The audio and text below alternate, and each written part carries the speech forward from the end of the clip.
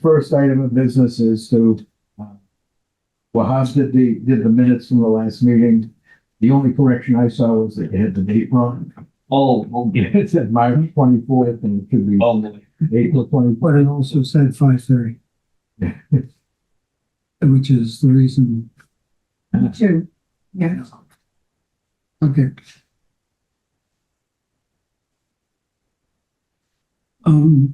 David, Yeah, your back is. yeah, so the camera's right behind you. so it's showing off my bald spot.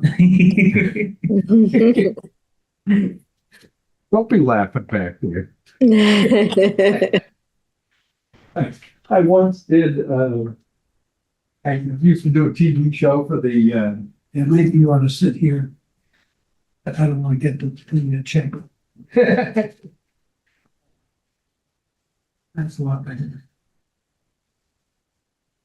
I once did I used to have a GCTV or TV. I did an interview with the jury commission in Boston, and I think it was one of the better shows I did. You know, from soup to nuts on how jury selection works and what the experience should be like and all that stuff. And we only had one camera and it was remote. And so the guy with the camera is right behind me. So I'm seeing the product after we do the filming. Jesus, do I have a bald spot? Oh my God. Can't we get a little brown thing to sort of? That's what you find kids do. Sit. All right, so, were there any other corrections to the, minutes as, date and, the fact that we had adjourned to 5:30 and I changed the meeting time to 5? Any other corrections, deletions, additions? Yeah, there's a formal opening, that talks about recording and stuff like that. Yeah, which is pro forma. We use it, for the board of assessors. So, we can go on the board of assessor site and just take a look at one of the minutes. Okay. There's the chairman's statement. Yeah. The chairman's statement. I have to make a statement for every meeting? It's the same statement every meeting. Yeah, it's being recorded by the town of Greenfield, but and then public comment, it's Okay. This is an official meeting of the board, committee of the town of Greenfield. This meeting is being recorded and is open to the public, both virtually and through YouTube. This is the Committee on Elderly and Disabled Tax Funds. And it's May 22nd, 2025. And just have reviewed the minutes and we're accepting the minutes. Is that right? Yes. Okay. And thank you. Is there any other? Oh, are there? Chairman, Yes. you generally what they do is they read the statement on the top of the agenda. They generally, there's a whole chairman's statement that's printed on the agenda. So I love the recap, but generally it's you're supposed to read what was written at the top of the agenda and then you go through each individual item on that agenda. Thanks. Okay. Stephanie, help.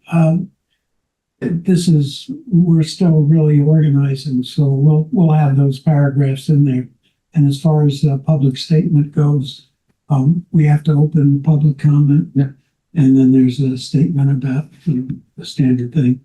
So forgive us if we're going off script. I was just trying to help. I know you guys are a new committee, so I just wanted to kind of just don't overthink it. It's already on the agenda. All right. And I thought you were beating me up.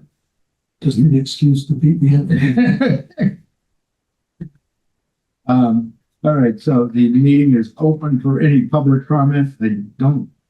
3 minutes. You need to state your name and precinct. And I don't, my name is David Ralston. I'm the chair of this committee, and I live in precinct 6, and I am opening this up for public comment. I don't believe we have any public. Well, we have public. Steph, do you have something to say? Well, I heard, yes, I do. Thank you. Stephanie Duclos, Precinct 8. I love this idea. I haven't heard because there's always conflicting meetings, so I'm going to jump off right after this one and go to the next one. But what I did want to say is I absolutely love this idea. I'm so happy this is, passed. Have we talked about whether or not we can ask for CPA funds under the housing umbrella for this? Also, I'm looking forward to reading what another member had said that was she had brought in some sort of draft on what you guys were working on. If that could be made publicly available, that would be fantastic. Sure. Also, another idea I had thought about is I don't know if you guys see your paper electric bill or gas bill, but sometimes they have a little box that said, would you like to contribute some funds to your neighborhood fund? It pays for other people who are struggling's electric or gas bill, and that maybe we can figure out with the treasurer or tax collector some way to include a little checkoff box for those who would like to donate to the taxation fund, and all the legalities. I'm really happy to see that Attorney Rolston's on the board, so I know things will be lawful and correct. Apparently not. Well, I'm giving you municipal government is a little bit different than some of the normal things that happen in other meetings. So, this time next year, if you guys don't have it right, I might file an open meeting law violation. Anyway, thank you for letting me speak. I think it's really important that every meeting allow for public comment and engagement. There are people who may have not been chosen to participate on certain committees that really want to contribute to the conversation. So I really appreciate the fact that constituents in the public are considered stakeholders in this, and that we are allowed to speak. So thank you very much, and good luck on getting this off the ground. Thank you. Thank you. Last time when Rich and Joan were here, I had the Newton stuff, which included a tax bill, Right. to check off, so Good. some guidance there. Could there also be check off on water bills? Yeah. I mean, any city bill that goes out, I mean, it seems like there should be a chance to put a box on the bill. I don't know what's legal, but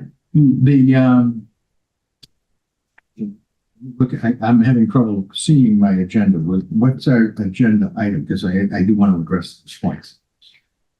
it looks like this looks like the agenda from the last meeting. The agenda we got tonight. The new business discussion on. Oh, no, here's the agenda. Here it is. No, I'm sorry. I didn't saw that. Review of current No, I and didn't deferred see that. processes. You didn't get this agenda? Don't think so. Do you have more of these, more agendas? I thought that's what I attached, to the Minutes. minutes. I just need.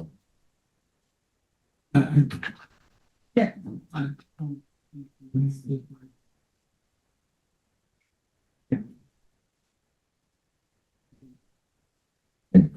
Okay.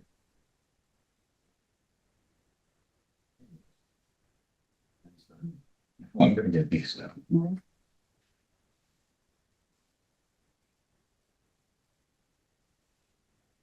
That's the one. Oh, yeah, there it is. All right, so what's our next? So this is the roll call. Roster.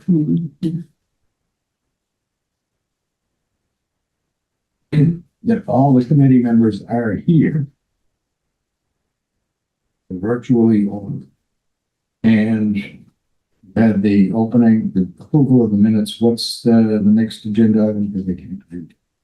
Review of current abatements and deferral processes. Oh, okay. Yeah, that's where I wanted to talk about what Jim sent out. Maybe about 3 weeks ago, you sent that out? Yes. Yeah, did you get, you sent that out to everybody, right? Yeah. Yeah. Yeah. I mean, I thought that was a really good starting point. It was a Word document was attached. I think I sent it to everybody except for Sean Thomas, who I thought was on the committee, but I didn't have his email address. So. Yeah. Mandy, did you get it? I got the email, yes. And I think inherent in that, because we need to articulate this and actually have this passed as a formal motion, it's our intention to supplement and not supplant any of these existing exemptions.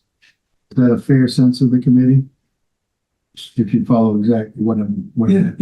It's Yes, there's some language that I gave you in one of those criteria that talked about if you're getting other benefits, you may not be eligible for this. And so, before we actually put pen to paper, I'd like to start off with a theoretical construct that's our intention, is to create something that fills the gaps of the exemption patchwork Right. of the existing system. Is that, am I allowed to make a motion? Okay, sometimes chairman on. So I would move that it's the sense of the committee that our purpose is to create a system that's does not supplant, but complements the existing patchwork of state exemptions and deferments. Second. I'm in favor. All those in favor say aye. Aye. Aye. Anybody opposed? Okay. Good. And is there anything else on that agenda item that we should deal with tonight? Because that's sort of foundational, and then we'll move forward when we actually get to, pen to paper and that kind of stuff. So. Is it possible you could do just like a overview? So this just a little bit. Yeah, sure. Hold on a second. I was amazed at some of the things I found. You found. Yeah, there are all sorts of statutory exemptions for surviving spouses, if you're blind, seniors. There are also hardship exemptions. Mhm. I think that And veterans. Well, the exemptions, there are two deferrals. There's a 41D that's a senior exemption that basically whatever exemption is given is rolled over. You have to apply for it every year. This is sort of my recollection.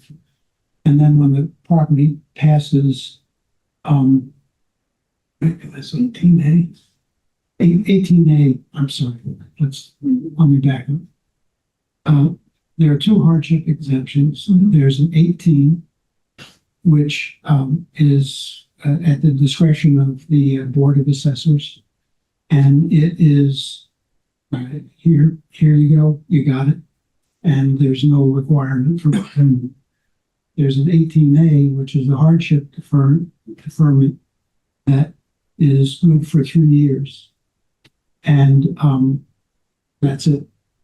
So you get 3 years worth of a deferral, and Total deferral? as much as needed. So not total, just. Okay. Yeah, I mean, it could be total. It could be up to 100%. But the point is, there's a lien on the property, and whoever takes out the hardship exemption has to agree to that, and then they have 5 years to pay it, and then to repay it, starting 2 years after the final year of the hardship exemption. And then, there is I think a lien on the property that, the lien on the property must be 41D. Okay, that's a senior exemption. Okay. And so if you want a senior exemption for hardship reasons, a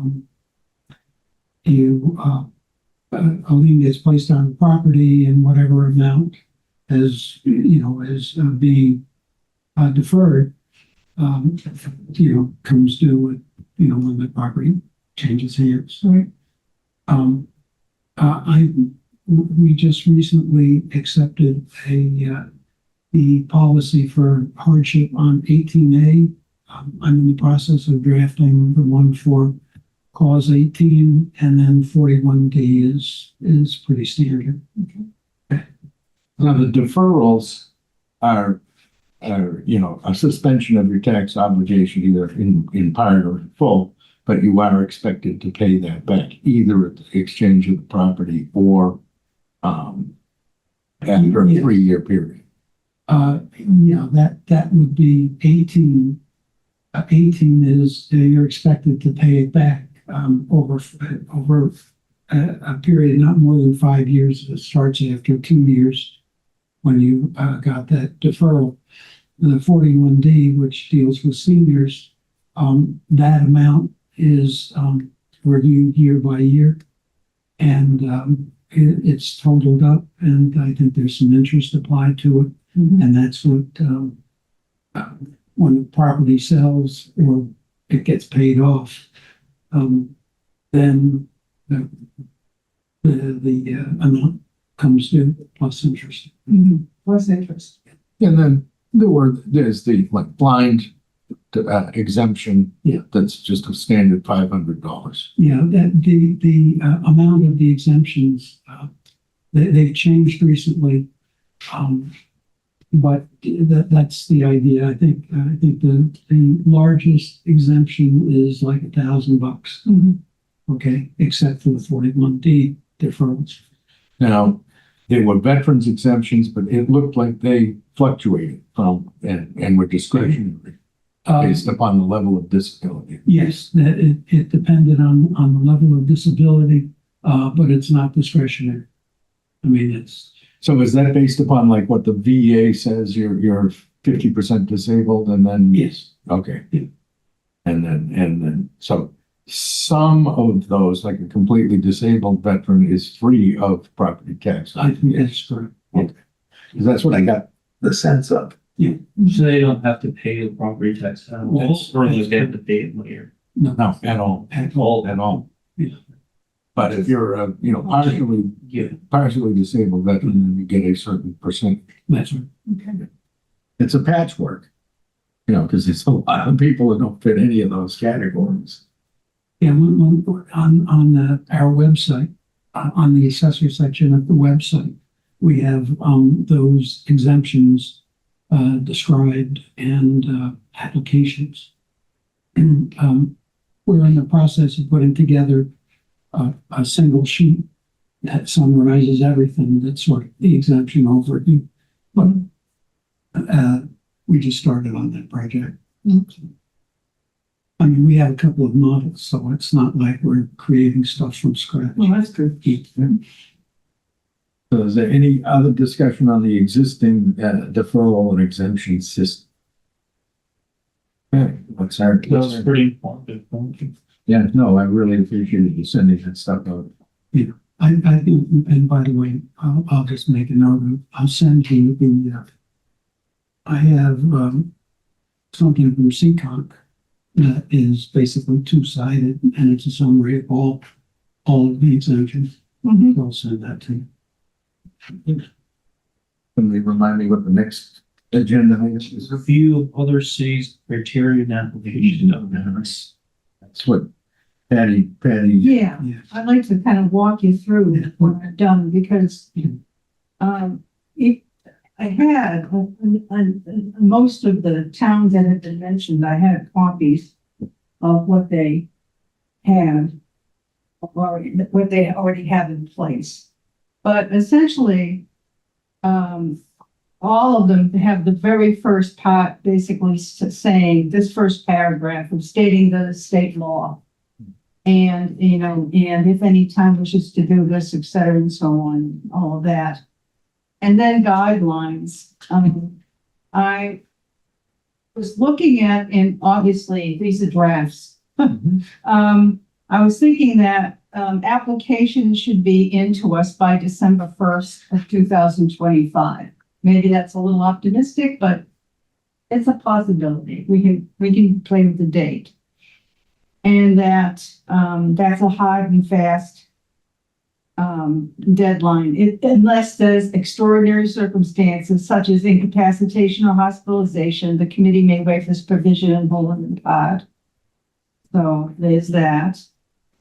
The applicant must be an individual, therefore a corporation or other business entity is not eligible for fund assistance. And an applicant must be elderly and or disabled in order to be eligible for fund assistance. It is the sole discretion of the committee to establish if an applicant meets these criteria. And then income criteria, I use the 2025 federal poverty level, then low income. An applicant must demonstrate low income is defined by an annual household income based on 300% of the 2025 federal poverty guidelines.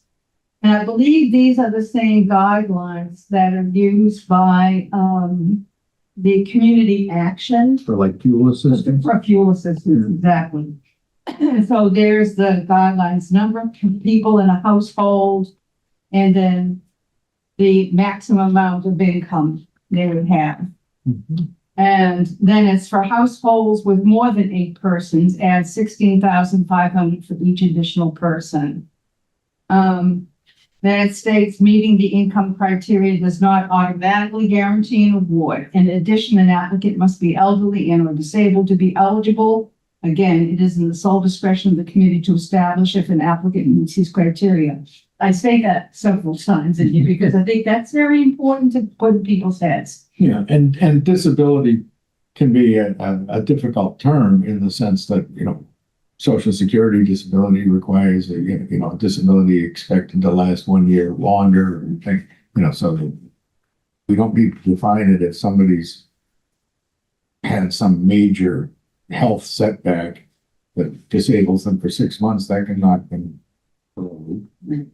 my thinking. Right. But this is that you're interpreting elderly and disabled as elderly or What do you disabled. say? Yes. And or. Okay. Yeah. And or. The law says and. I'm not sure. Let's check that. Yeah. I think the name says and, but, when we were looking at some of the other cities' stuffs, their requirements, it says and or. And that was my sense in talking about. Because like I say, I lifted a lot of this language. I've been picking through different documents. Okay. So just let me finish walking you through. Chair, point of clarity. Yeah.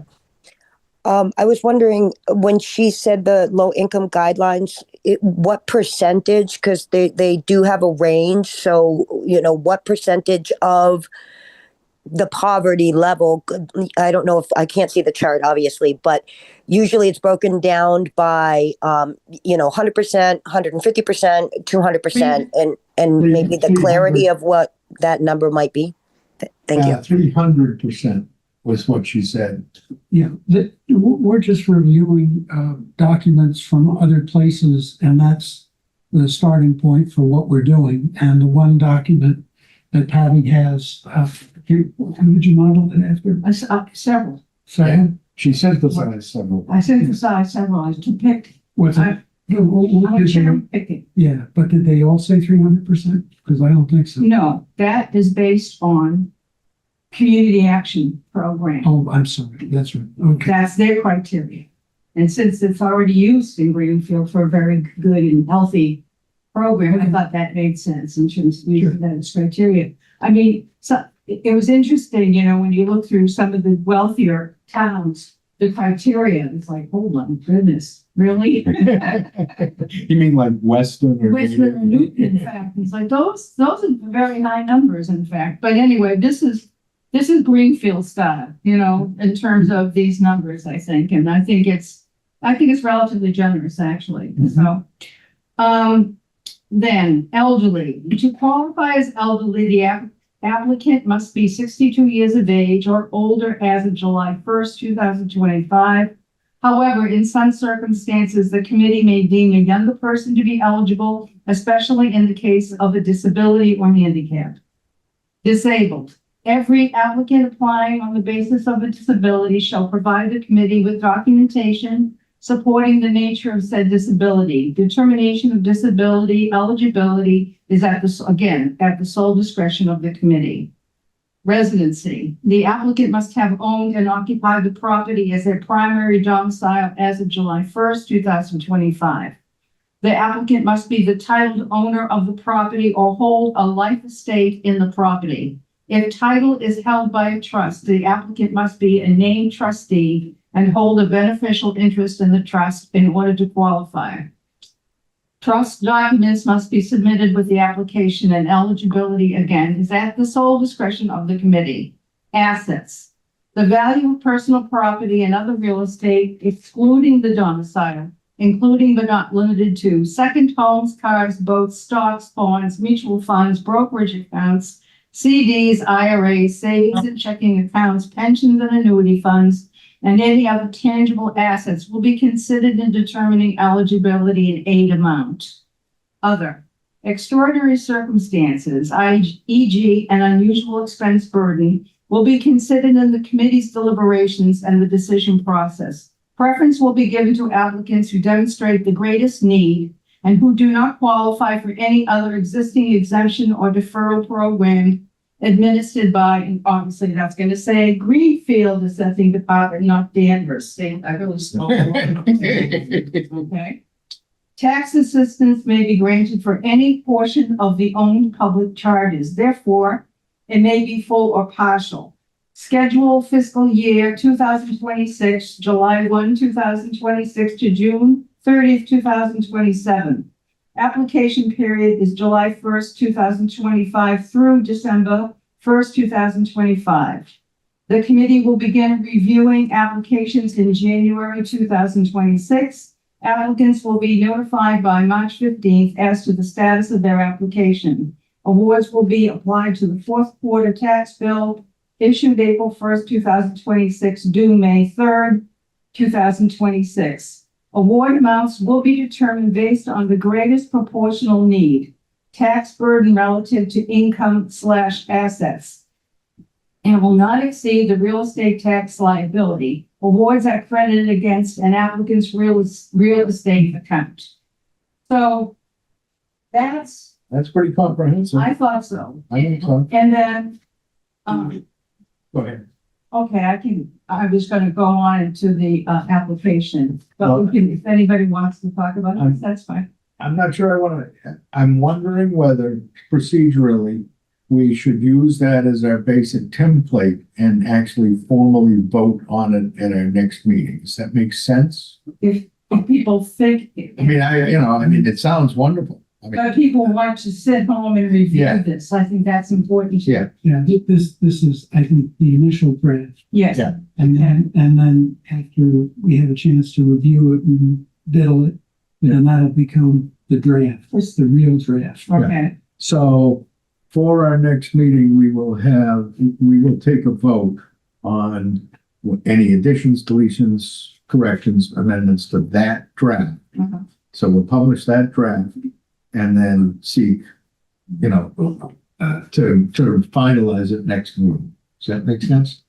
I would not publish this initial draft. I think we need a chance to work it over. Yeah, but I mean, sir, I meant circulate it to us. this stays in committee Yeah, Yes, until we've approved a final draft, right. right? Yeah, I think we can, I mean, I misspoke when I said publish. I meant to circulate amongst us. Yeah. For next meeting, next month, we go, okay, we've all had a chance to look at this. let's go through, each section and approve each section. Mhm. And then we come up with an official document. I would suggest that we call it the initial document, and it is posted so that people can comment on it or talk to us, or, a public comment before we harden the thing up. I don't think that makes sense. Okay. Let me tell you why. I think, the document, there's gonna be a lot of people with a lot of ideas about what should go in here. And the law is very clear on what our purview is. Our purview is to create the fund and distribute funds from the fund. And that's the criteria. It is not to create, there's no other creativity going on here. And my concern, just let me be paranoid for a minute. My concern is that people are going to want to use this committee to perhaps try to get other things done Well, that aren't part of this purview. That's all I'm concerned about. but you stop that by just saying that's not our. That's purview. not part of the work. Yeah, Okay.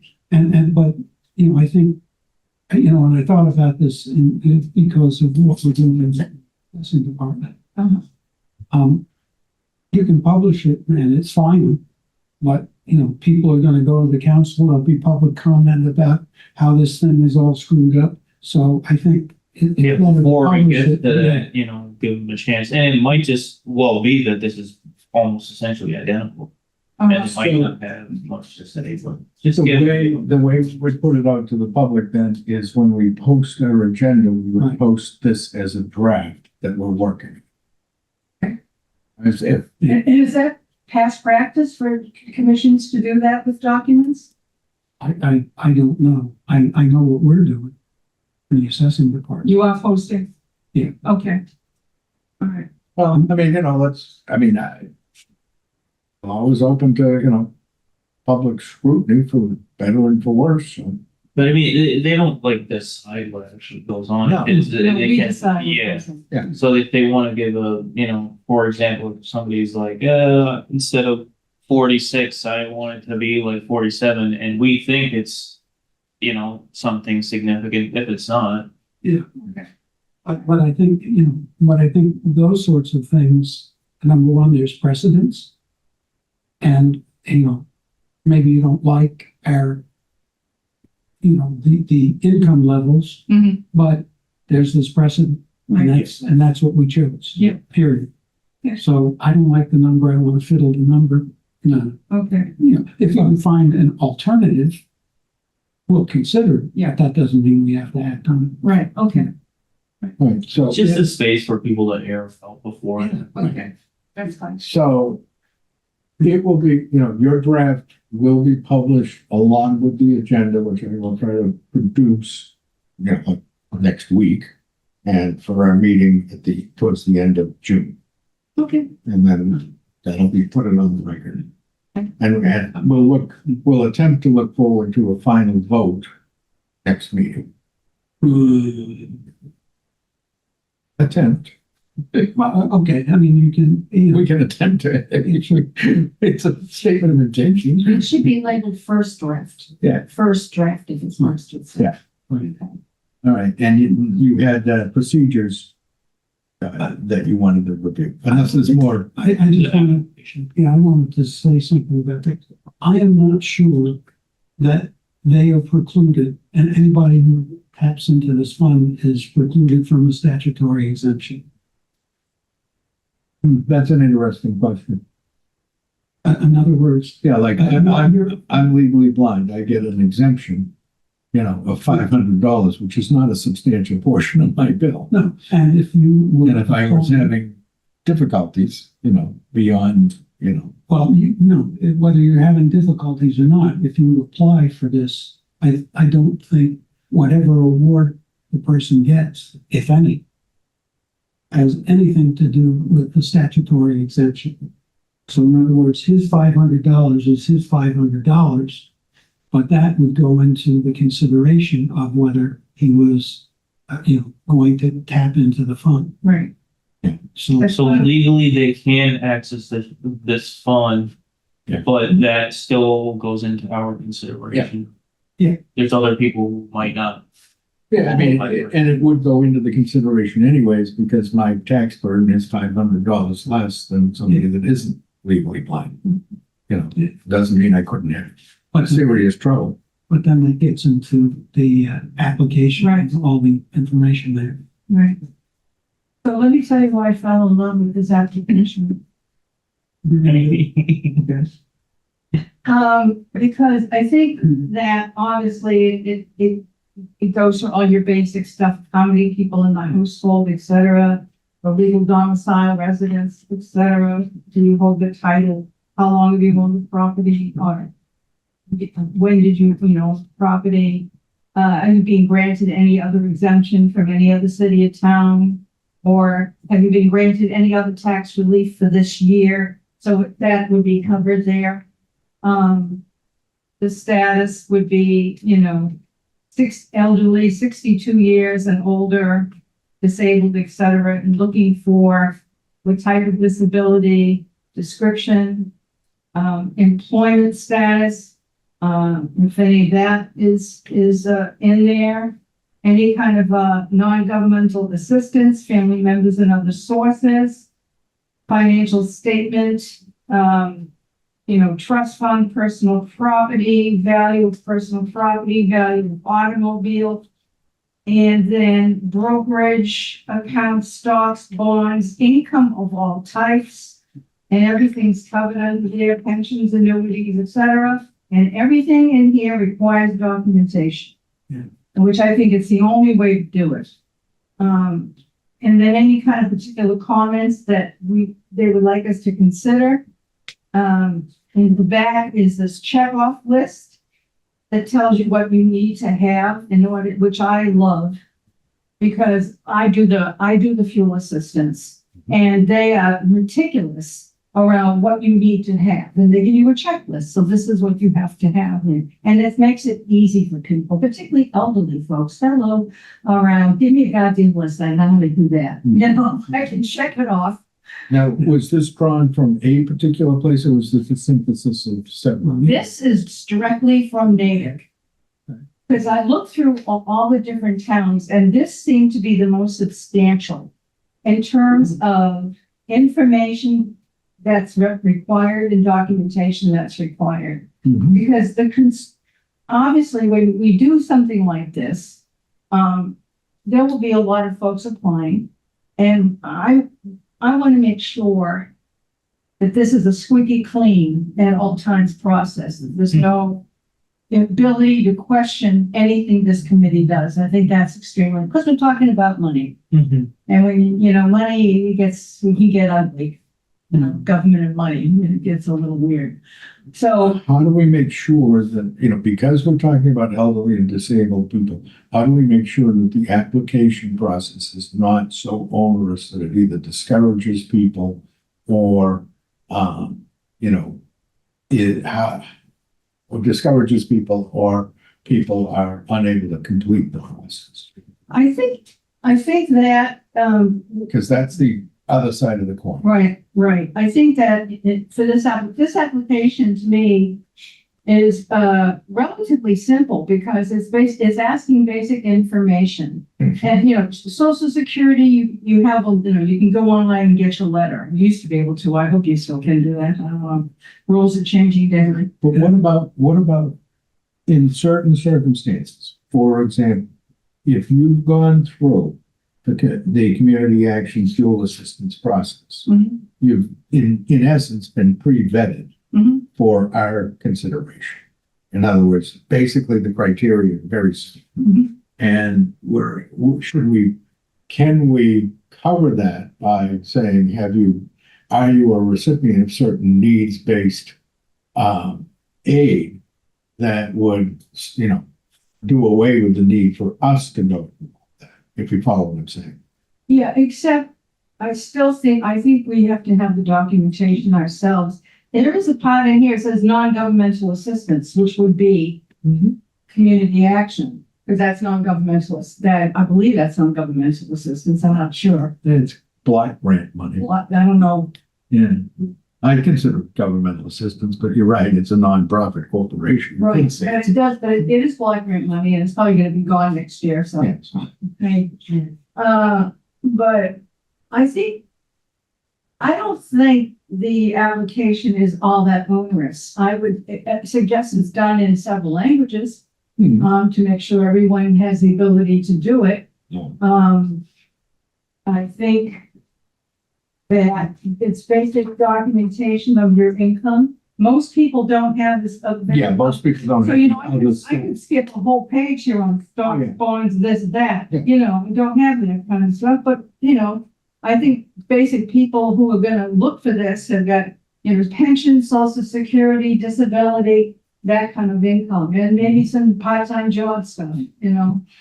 Well, I think, you know, to your point, this is modeled after fuel assistance. So if they're getting fuel assistance, they have the documentation. So they provide us with a copy of the documentation. Yeah. The fuel assist, the only thing I modeled after the fuel assistance is the income limit. No, I understand. Right, But also, I think one of the things that's missing here is other public assistance. Food stamps. You know, food stamps, Section 8 vouchers, Section 8. I mean, And they wouldn't be eligible for Section 8 vouchers because they're living in, they have. Yeah, no, yeah, but I didn't see public assistance. you're right, that would have to be added. Yeah, and also, sorry to back up, but in the requirements, I didn't see a residency requirement. Which is in the criteria. In 1 year, but any of the exemptions we have, the minimum, I think, is 5 years. Oh, really? Yeah, and look, I think the point, the point being is you want to take care of residents in your town. Yeah. And people come, people go. But if you're here for 5 years, 10 years, Yeah. which was the residency requirement for some other things. Okay. Put that in. Okay. For example, like food stamps and stuff, could that be covered in the income where it says social security, pensions, other, or should we, I think it would be a separate thing. a separate thing? And, you know, there are verification letters and, Mhm. I don't know much about, you know, public assistance and, how you prove that you're on it and how you prove how much it is. I Well, know I've seen there's, my understanding is that a letter is given to people and there's an eligibility level, Yeah. et cetera. And you can, something like, you know, how social security says, as of this date, you're gonna get so much money on this date. I think it's a similar. I think you're right too, but I know there's a document that everybody will get Right, who gets certain benefits. right, And it's just that whatever that document is, I don't know anything about it, okay. but that's the document that we're going to have. Yes, It's on file. Yes, but you know, remember that we're dealing with people who are having some great degree of difficulty. And we don't want to require them to go hither and yon. And, you know, by virtue of the kind of people we are, we keep good records. There's an awful lot of people that are going to be seeking this kind of help that probably are pretty disorganized and may not have the capacity to obtain these kind of things. I'm just speaking out loud. I mean, it's all legitimate area of inquiry. I'm glad you're speaking out loud so we can hear you. But you're right. And the way we do this in the assessors department is we make ourselves available. Yeah. And Yes. you know, call if you have a question. So we don't anticipate going, all right, you know, somebody's coming up with their walker and go, oh, I can't pay my taxes. Here, fill this out, come back next week. Yeah. No. no, but I don't think that's. Okay, all right. I actually think it would be best, perhaps. And this requires some thinking, because it's gonna require some time. Is that if we could have established times, like at the senior center, where people could come Exactly. and we could do, you know how you do the, what's the thing called when you're trying to determine which, healthcare? Oh, Oh, yeah. The Shine program, something like the Shine program, Mhm. where people can come in, we can have somebody who's bilingual come in and, go through the paperwork, et cetera, to make it easier. You know, you ask people to collect all your, bring whatever information you have, and this kind of thing. And to come to the meeting, maybe a second meeting is required, but maybe we can do that. yeah, That might be helpful. yeah, you know, I hold, office hours at the library first Tuesday of the month. Yeah. And, my colleague Chuck Green, held office hours on the fourth Tuesday of the month at the senior center, where you could make an appointment.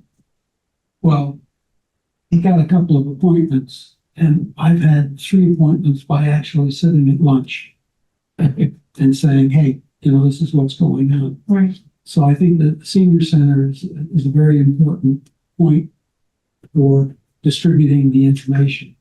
But I think the reality is maybe you can schedule a session and get a lot of people to come. I don't know.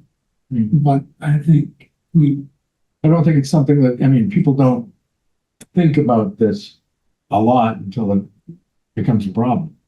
well, that's true. And I don't think we'll have much to contribute until we have fun. Yeah, that's true. I mean, And that's not going to be fast either. Right. I don't think. okay, so, I mean, should we, like we are doing with the first criteria, the policy criteria, should we put this on the agenda for final approval next month after we publish it and, you know, have a chance to digest it? I think that may be premature. I think what we want to do is a good starting point. And then what we need to do is review other cities as well to make sure that what we have is, Between here and next month, yes. yeah, and then, based on that, Right. then we have a draft that gets Okay. published with the So we'll keep agenda it- for 2 months from now. Yeah, we'll keep it on the agenda, but we'll be looking for approval of the first document or, you know, with whatever changes people want to make. And then we'll hopefully be ready to work on the second part in a couple of months. Does that make sense? I don't see why we can't do them both at the same time. Well, I'm looking at, I'm just trying to move the process along. I thought we were going to send out the first draft and then hopefully approve it next month. Of the synthesized document that she created. What are we referring to that document as? First draft. Yeah, first draft of policies, is that? Guidelines. Guidelines. Guidelines. Yeah. So we're looking to approve that next month Yeah, I'd be okay with the if application. we now, then, if we have changes, we recommend them to each other, Yeah. come up with a final draft of it, and then by next month, we can be like, okay, these are our guidelines. These are our guidelines, and then in July, we can hopefully pass the actual application. Does that make sense? Okay. Hey, I think you've done a good job on this. The only thing that I've come up with is what you were saying, Jim, Mhm. which was asking if they have any Public assistance. solid assistance. Yeah, So if we can just figure those things out, I don't think it should be too much work adding another line item or so, another box. Yeah, And trying, if we can, next month to get this Yeah. solidified. We need to be careful and probably seek legal counsel, not me necessarily, for any questions about natures of disabilities. There's a potential for a discrimination, like, Mhm. you know, like nobody is supposed to ask me why I have my dog. You know, when I go into a public place. Is that dog of service to you? And they're not supposed to say, are you blind? one of the things, I agree with you, that we've got to have some way of circulating this. And Mandy, you probably know more about open meeting laws than I do. But it seems to me that when you're circulating things amongst the committee, that violates the open meeting law. And we've had this problem in the assessor's office. It hasn't been a problem, but it's something we had to deal with. And the way we dealt with it is, we have a clerk, and she's the one that circulates all the stuff out. Because if even us four sitting here without Mandy, and we have a quorum, and we can't transact, and we can transact business. But a quorum also exists if it's on the mail list. Okay. At least that's what I understand. But I think when we're passing drafts around, that I think I don't think that's part of the open meeting law. But I'm not sure, frankly.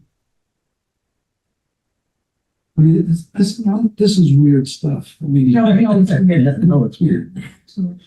You would have to check with Kathy about deliberation rules, that multiple emails can't go back and forth in a chain of the quorum.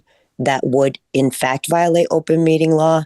So, and like multiple conversations, whether that's even on social media, that also violates it. So just be careful about deliberation with more than a quorum in an email chain. Yeah. I mean, to that point, Stephanie, I looked into the definition of deliberation. And deliberation, I think, really referred to setting policy. Where we have a draft and we haven't said anything, I think we might be covered, that might not be covered. Sorry, that might not be considered a deliberation. The deliberation is when we've gotten to the point where we are actually deliberating the words, when we get to the point when we're ready to approve this thing. Yeah. And then we can make amendments and all that. That has to be in a public setting. Yes. Right. All right. So maybe for the time being, since I think we all, including Andy, could fit in the same cell.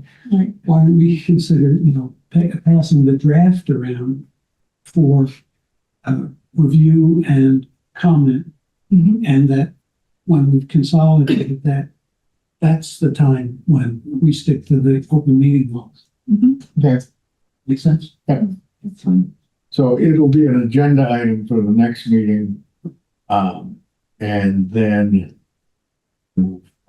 hopefully we'll have developed the guidelines, and then we can finalize the application process at the meeting in July. Does that make sense? Yeah, and whatever we come up with at the end of June winds up being the thing that gets attached to the July agenda. Okay. Yeah. Yes. Yeah, okay. That makes sense. That makes sense. Doing okay? Yeah. No, this makes sense. And is that the end of your agenda item? That's it. Any other comments on the policies and guidelines? Next item, Fundraising. fundraising. Oh, okay. So I just passed out I did some telephone surveys of various towns that were on the list that Jim had provided earlier, and called them up, and I got 6 or 7 people in their office who, and there's just short summary of my discussions with them. The vast majority of the way these funds are created is through that checkoff, with the property tax. And there seems to be, people were surprised at the healthiness of the response from the taxpayers. One town said, no, we don't do it with the property tax bill because we're afraid, and I think this is a valid point, and I think we should consider that. We send it out with the excise tax bill because the property tax bill is so often escrowed by so many taxpayers through the mortgage that people don't even look at their taxes. Oh, it's true. And, and that the excise tax, and I also made the point, I said, yeah, I'm a lot happier when I get my excise tax bill for my 2010 Subaru Right, exactly. than I am when I get my property tax bill. And my God, it's gone up. And what about water bill? Yeah, or then water bill would be fine. There's, Mandy, when you're sending out, bills, property tax bills, how do you handle, people that have mortgages where it's being escrowed? They still get a copy of their bill.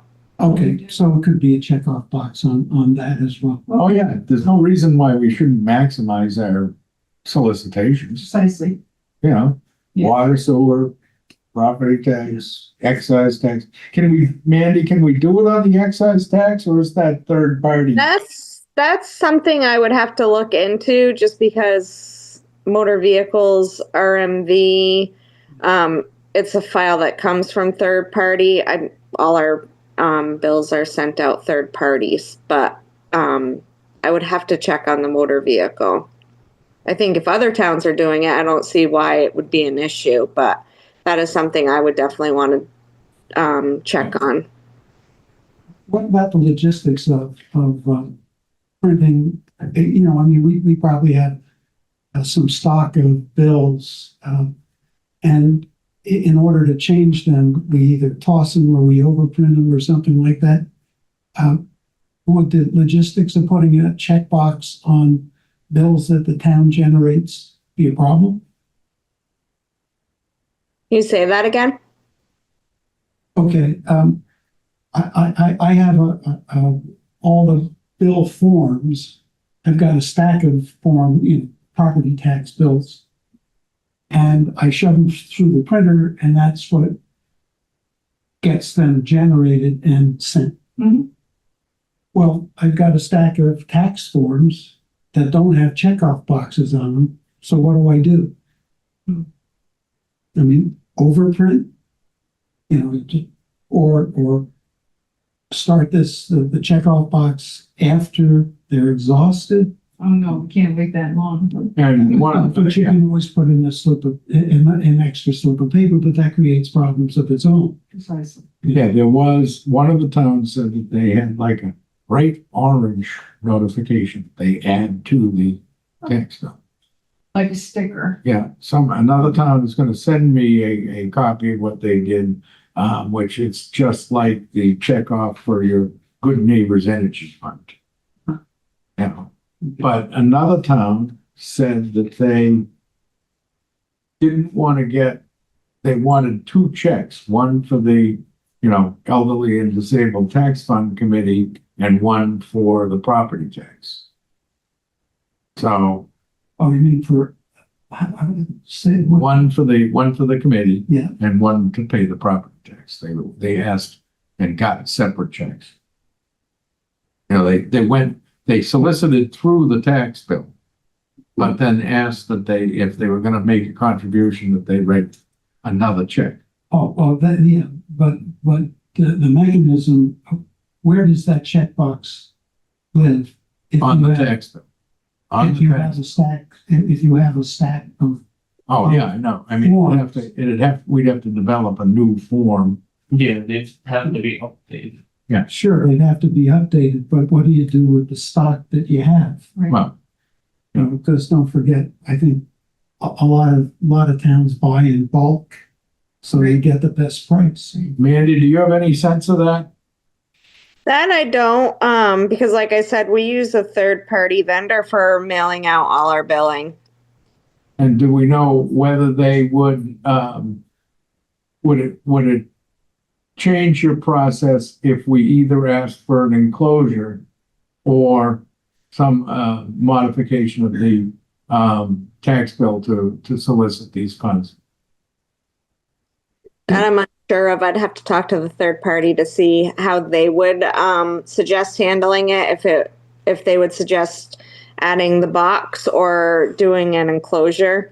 I would think that adding a box would probably make more sense. I'm sure he probably actually has towns that do that. already. So who controls the bill stock? What's that? Are the property tax bills standard and all they do is print city of and town of on it? Well, I don't want to slow things down, but we, no, as we're all aware, there are some logistics issues. Yeah. But those are easily dealt with. We can gather that information subsequently. And there were in my, the vast majority of towns were getting their funds through some kind of checkoff sent out with the property tax bills. Others expanded that to include excise taxes. I see no reason why it can't also be included in, other city charges like water and sewer. And other people, other jurisdictions had actually gotten seed money, which brings us to the, Community Preservation Act idea that Al has mentioned, seeking CPA funds to at least do a start for our fund. I don't know how people feel about that. I mean, we've had applications that included like pickleball, the restoration of like a historic building.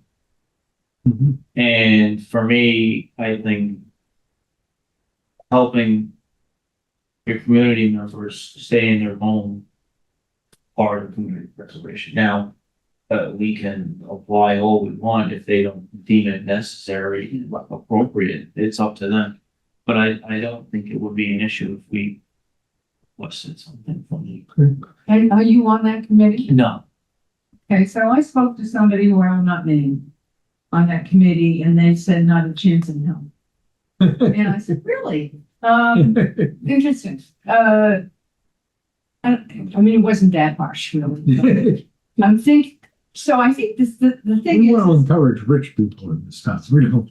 the thing here is like, it seems the town, as we know, the council meeting last night, things are really tight.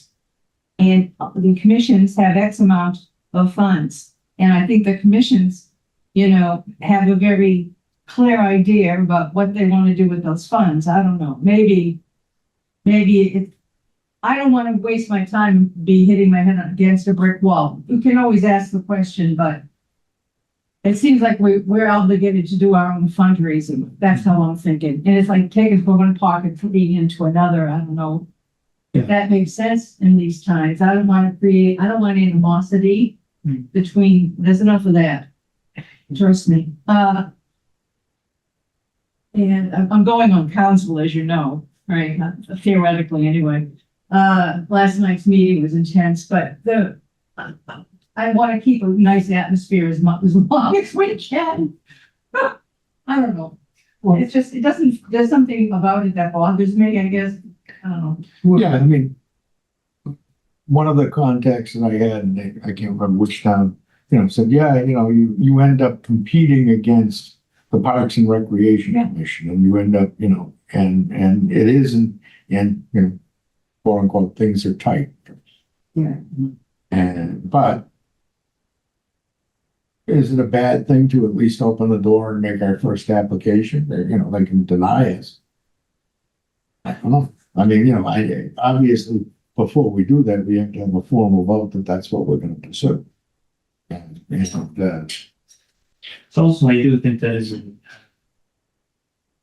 we haven't even set up the committee yet, in like a way where we can start discussing like funding sources once we actually have stuff on the ground, a application that we can like put out to the public. But we will not be able to start any kind of application and granting process. That will delay our ability to do that. Okay. We have to have. We have to have something in there. Yeah. Before, okay, Yeah.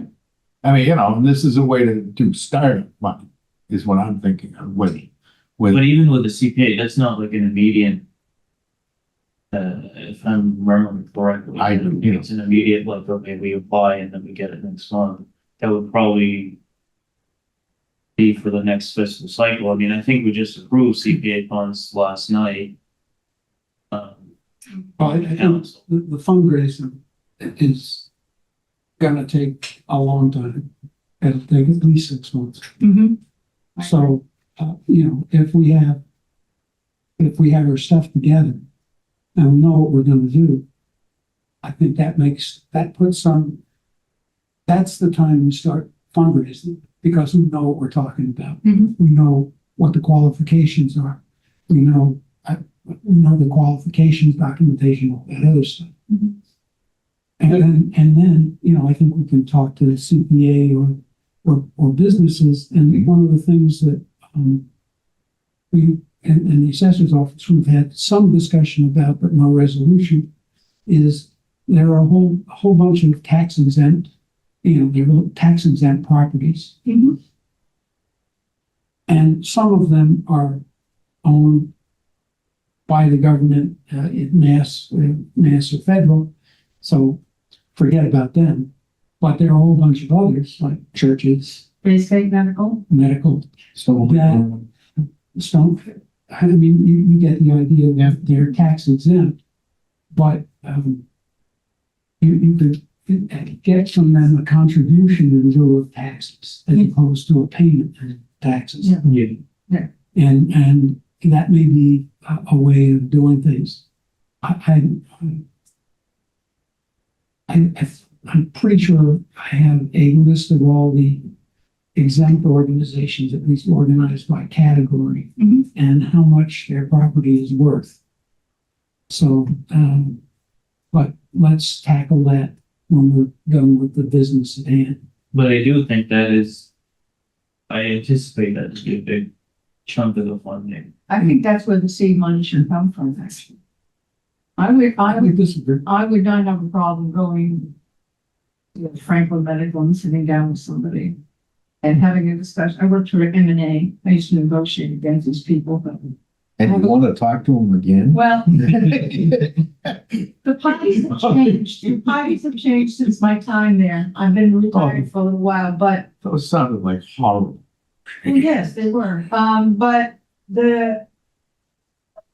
I never negotiated directly with. Respond to medical emergency. Had 21 Kenwood Street. et cetera, but I know some of the people moved around, the managers moved around, and I knew some of the people, but I'd be perfectly comfortable going there and sitting down and asking, who do I speak to regarding this? This is a proposal we have from the city. Nice relations, and then they get to tell how nice they are. And Yeah. foolishness, and then we get the money. And the question is how much? And how much? And, it could be substantial. I know at one point they were paying direct to the city. Franklin Medical was paying in lieu of taxes at one point. And they were doing, Bay State in Springfield was paying to Springfield. And so they cut it off. I don't know if they're really stable, but Yeah, I think you have to be careful because climate programs, the guideline in Boston is 25% of what your tax bill would be. Mhm. And it didn't quite fly the way they thought it would. Right. And in fact, they had a listing of, because they have a huge number of academic and healthcare Yeah. nonprofits. And what happened there was a lot of people pushed back, and the city of Boston published a list of the names of the organizations, how much their property was worth, what their taxes would have been, and how much they contributed. So shaming them into the pile. It's been amazing for partners. I Health conglomerate. What remind like Harvard University and yeesh. But we don't have that same situation. All I'm saying is we shouldn't talk about pilots. It's similar to a pilot, but it's a contribution. It is not a payment in lieu of taxes, because the It's a payment would go out to the city. contribution. This phone. Yeah. And those organizations that already have a role in the betterment of the community, this would be the same with that. Yeah. And some of them, you know, predictably, they're going to resist contributing anything because that means they have to fundraise Mhm. and run into that. Right. We'll run into it when we run into it. How you doing there, Mandy?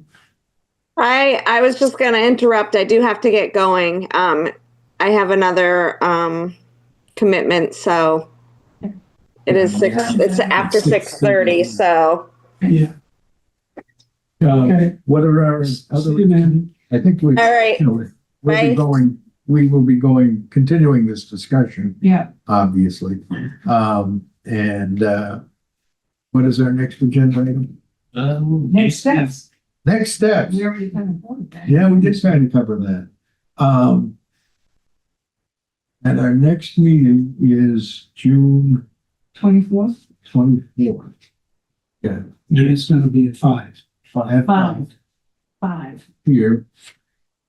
Okay. And I think, so and the agenda will be, continuation, hopefully a finalization of the, guidelines, continued discussion about the, application process, continuing discussion on fundraising, and hopefully getting back on, in the fundraising aspect, some of the logistical things of soliciting donations through the current tax payment system, and then other means. Okay. Does that make sense? Yeah.